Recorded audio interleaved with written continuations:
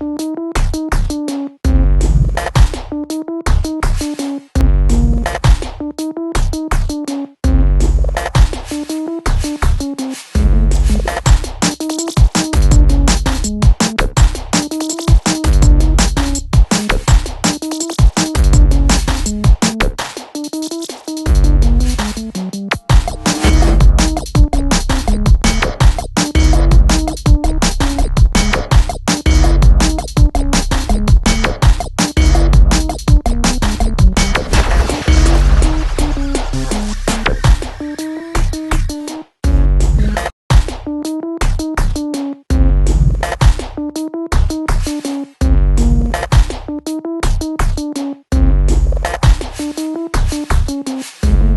not sure whether we will have electronic implants in the future, but in my opinion, this will not be the most important aspect of human-computer confluence. Human-computer confluence, to me, means the capability of humans and computer to work together and to complement each other's capability for the good of society. So, for instance, there are things that humans cannot do, compute and sense very fast and very accurately, and there are things that computers can't do and humans can, like recognizing patterns, emotions, taking sensible decisions. It means that we go in a direction together, in the same direction, because at the moment it's a scattered field, so computer scientists work on their own, the business informatics field works on their own, the socialists work on their own, and we're trying to make a field that it goes into the same direction with all this interdisciplinary interaction of people. Human-computer confluence has many different meanings, and when I focus it to my own research domain, to my own research interest, then it's more, I would call it the confluence between a driver and the driving environment, as I'm researching in the field of driver-vehicle interfaces.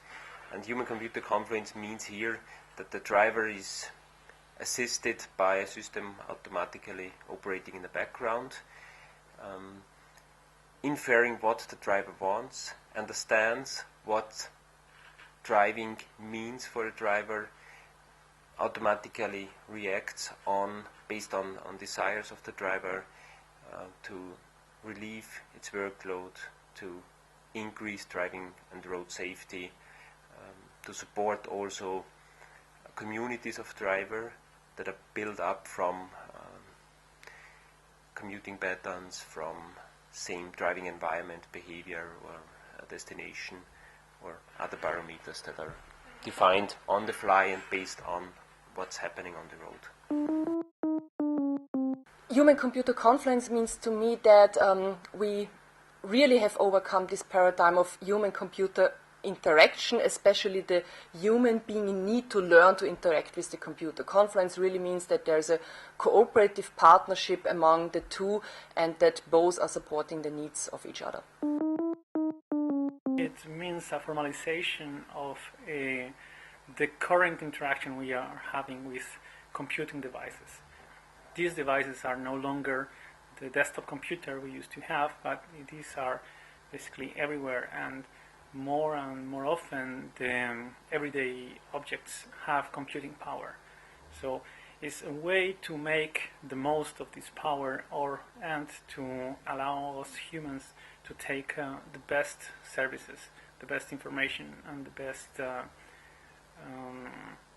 use of these devices outside. So this is what researchers should learn, how to make these devices able to provide us this information on these services in a contextually suitable manner.